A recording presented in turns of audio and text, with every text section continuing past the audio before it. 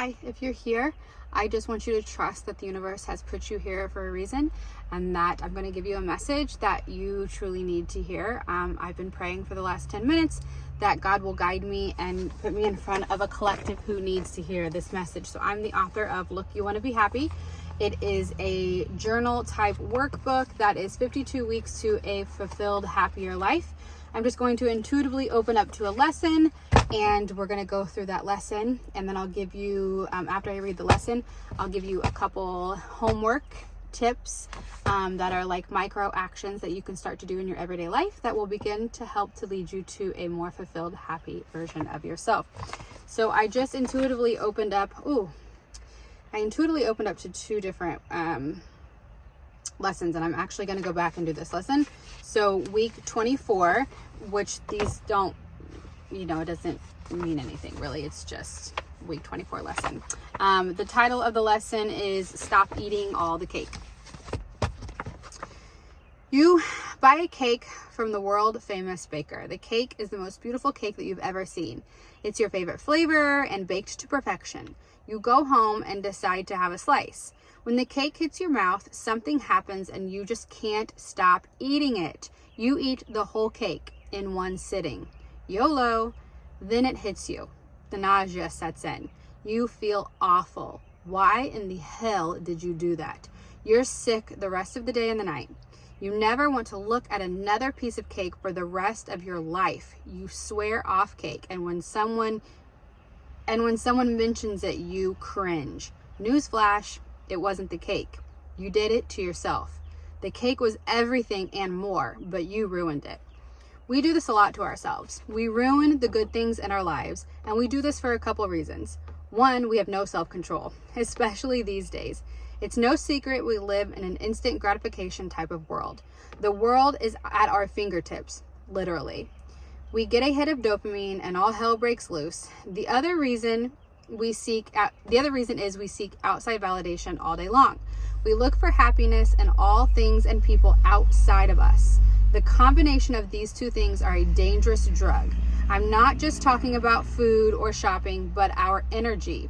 We expend our energy doing things that drain us, even when we think it's just relaxing. We seek to numb our feelings. The days are long and we deserve to just Netflix and chill, right? This is what we tell ourselves. No, Netflix isn't the problem. I love a good series. It's the overindulgence that gets you. It's living in an endless loop of going nowhere. This is the same with people.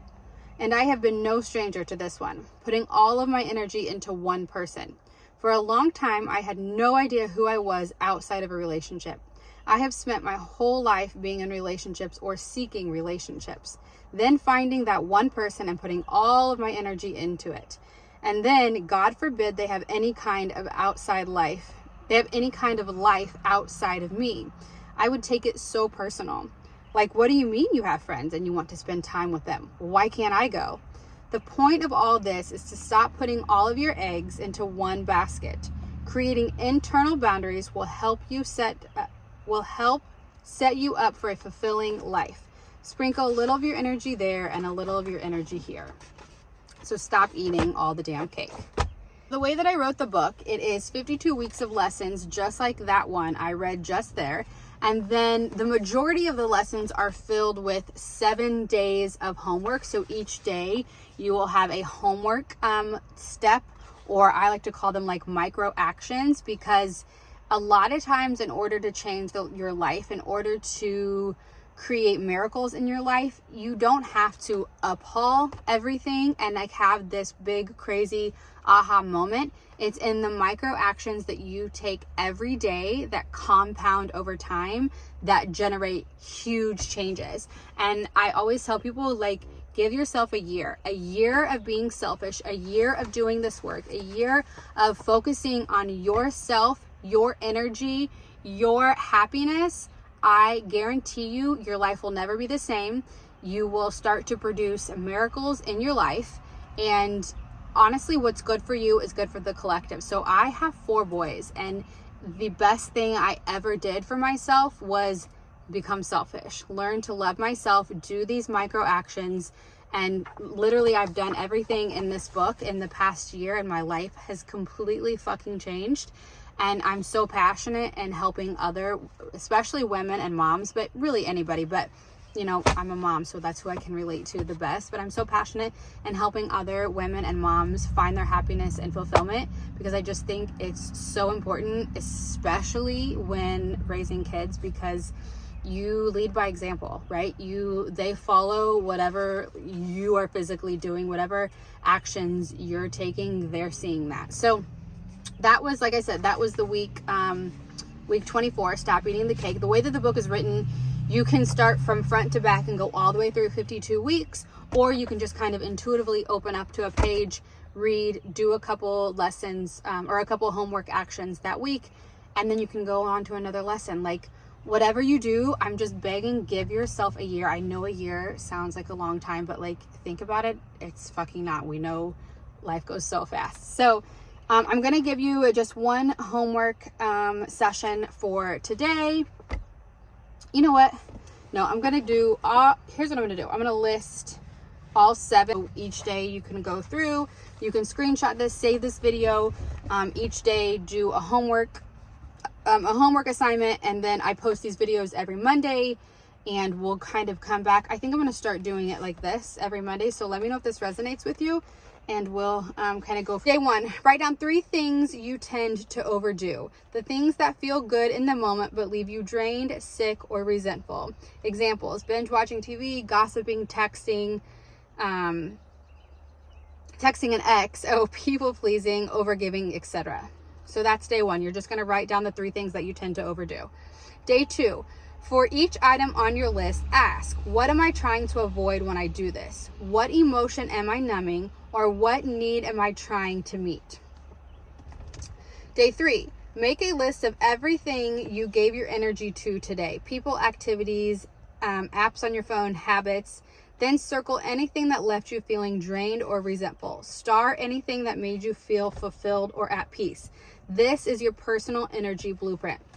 So a lot of this and a lot of stuff in this book is honestly getting to know yourself. We live so much of our life on autopilot. We don't really understand or know the things that we are doing that are draining. So these are just ways to kind of get to know, figure yourself out, and realize, shit, like, I'm doing this, it's draining the fuck out of me, like, I need to stop doing that. So that's going to help to unlock who you really are and what is going to help you to live your version of happiness. Day 4, pick one of your overindulgence areas and create a micro boundary today. Example: no social media after 8 p.m. Only 30 minutes of Netflix. Not texting someone who drains you. Write it down and stick to it. Don't eat the whole cake. So again, micro actions. I know in the moment it's going to feel, or you think it feels good to watch another episode of whatever you're binging on Netflix, but like, if we can have a little bit of willpower, I'm not saying you have to cut out Netflix altogether. I'm not saying get off social media altogether. Hello, I'm a fucking social media addict.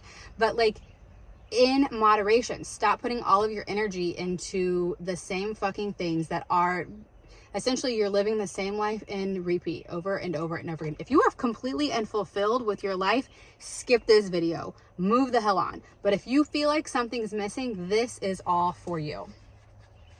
Day 5, instead of dumping your energy into one person, habit, or thing, make a list of small ways you can sprinkle your energy today. This could be a walk, journaling, calling a friend, making something, reading a page of a book, deep breathing, and then do at least 3 of them. So write down 3 things that would actually be fulfilling to you. Do 3 of them. That's day 5. That's your practice of sprinkling your energy here and there, instead of just like getting numb and stuck doing one thing for the whole evening because you're just fucking drained. You have to like put in effort and take these micro actions for things to actually change. Day 6, pick 1 hour or more today to sit with stillness. This one can be hard, but gosh, guys, please do it. It's so important. Try to sit still with no stimulation, no music, no social media, no TV, just you, your breath, and your thoughts. And ask yourself, what is my body actually need in this moment? What does my body actually need right now? This can be a difficult one, and your body is probably going to fight it. Your mind is going to fight it. This does not mean you have to shut the mind. I think a lot of people think meditation is just turning your mind off. No, but it's just sitting with yourself and noticing what it is you actually need. So day 6, try to sit for an hour just in nature, wherever, in a comfortable spot in your house, whatever. No scrolling, no TV, no music, just sitting. Day 7, write a short paragraph starting with, I honor my energy because, and then write down what you are no longer available for. Declare what you're reclaiming. Example, I honor my energy because I'm building a life I don't want to escape from. So we're writing down how you can honor your energy, and then what you're no longer available for. So people, things, I think a lot of times too, people have a hard time creating boundary or separation from other people in their lives, especially if they're family. But I think it is also so very important. This is not saying you have to cut people out. It's saying protect your energy. If someone is draining to you every fucking time you talk to them, and you talk to them every day, like, this isn't good for you. This is not good for you. And what is good for you is good for all. So you deserve everything that you truly fucking desire. And your energy is important. And I'm just begging you to take it back. Take back your power. Like, take back the things that you no longer want to do, because you don't have to do them. Stop eating all the cake. That is a lesson from my book. Look, you want to be happy. 52 weeks to a, 52 weeks to a happier, more fulfilled life. If you're interested in the book, if the book resonated with you, I will have it in the description below. There are a couple other little things in the description below that you can click on. There's a quiz, there's an alignment calendar, just some little things you can use to get started to help you take micro actions every day.